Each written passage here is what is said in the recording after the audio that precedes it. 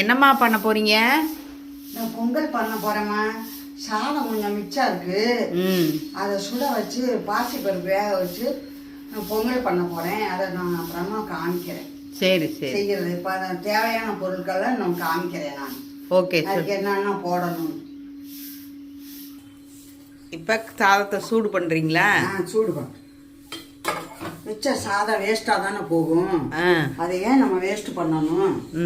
அதனால அதை சுட வச்சு பாசிப்பருப்பு போட்டு வேக வச்சு பொங்கலாக செஞ்சிடலாம். செய்யுங்க.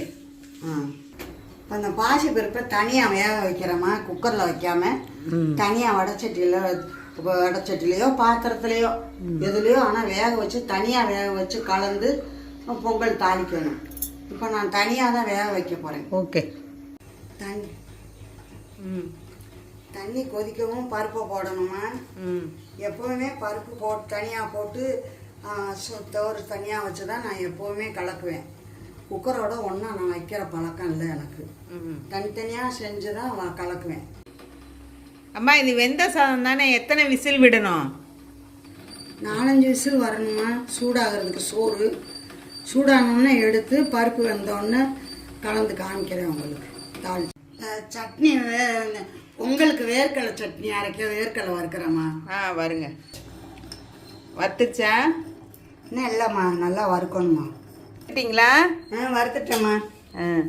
ஆறணுமா. ஆறின விட்டு இந்த தொலியை தேய்ச்சி எடுத்துடணும். ஆமாம். வேர்க்கடலை சட்னிக்கு வேர்க்கடலை, தேங்காய், புளி, உப்பு, பூண்டு, காஞ்ச மிளகாய் இதை போட்டு அரைக்கணும். பொங்கலுக்கு சட்னி.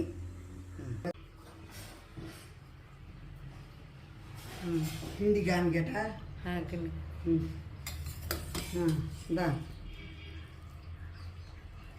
ஓகே. இப்போ ரெண்டையும் சொல்லுங்க. ரெண்டையும் ஒன்றா போட்டு உப்பு போட்டு கலக்கி வச்சுக்கிட்டு மிளகு சீரகம் போட்டு தாளிக்கணும். இது ஒன்றா வச்சு கொலன்னு வர்ற மாதிரி இது வராது. இது இப்படி தான் இருக்கும், தனித்தனியாக வேக வைக்கிறது. இப்போ தாளிச்சுக்கா. உப்பு போட்டாச்சு. என்னம்மா? உப்பு போட்டாச்சு. நெய் நம்ம வேணுங்கிற அளவு ஊற்றிக்கலாம். முந்திரி பருப்பெல்லாம் போட்டுக்கலாம். நான் அதெல்லாம் போடலாமா. வெறும் நெய் மட்டும் ஊற்றி பத்தலைன்னா கொஞ்சம் எண்ணெயும் கலந்துக்கலாம். இந்த நெய் ஊற்றுறேன். இப்போ நம்ம இதை தாளிக்க போகிறோம். ஆமாம், காமிக்கிறேன். சீரகம், மிளகு, இஞ்சி, கருவேப்பிலை. வேணும்னா சில பேர் பெருங்காயம் கூட போட்டுக்கலாம். அதை பற்றி ஒன்றுமே இல்லை. இந்த ஆவி வருது பாரு. அப்போ சொல்லுங்கள், அந்த பொங்கலை எங்கே கற்றுக்கிட்டீங்க? எப்படி? அதெல்லாம் எங்கள் ஊர் பக்கம்தாம்மா இப்படி செய்வோம். அடுப்பில் வச்சு இது தனியாக அது தனியாக. அப்போல்லாம் குக்கர் கிடையாது. அதனால் இது தனியாக அது தனியாக வேக வச்சு தனித்தனியாக தான் கலக்கி நாங்கள் தாளித்து சாப்பிடுவோம். அப்போ குக்கர் வசதியெல்லாம் கிடையாது. இப்போ தான் குக்கர் வசதி. எங்கள் ஊர் கிராமம். இந்த சொல்கிறேன், இந்த தாளிச்சுட்டு தாளிக்கிறது சொல்லுங்கள். சீரகம், மிளகு, கருவேப்பிலை, இஞ்சி எல்லாம் போட்டு தாளித்து கருவேப்பிலை போட்ட விட்டு இஞ்சி போடணும். இஞ்சி முதவே போட்டால் சுக்கு மாதிரி ஆயிடும். ஓகே.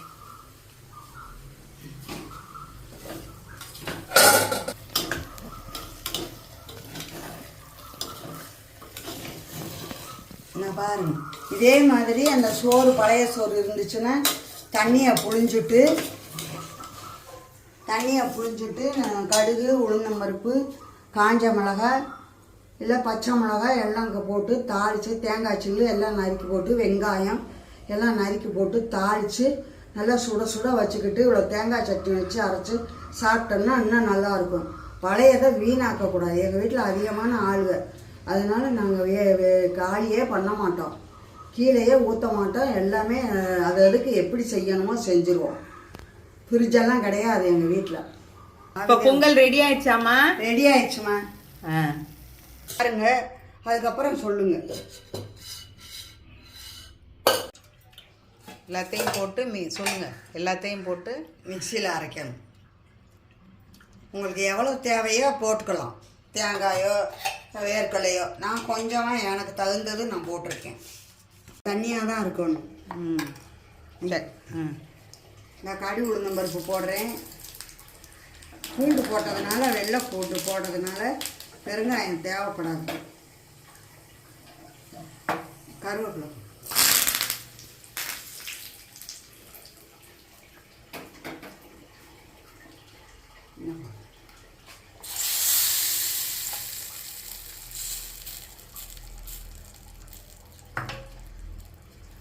பாருங்க. இப்போ வேர்க்கடலை சட்னி ரெடி.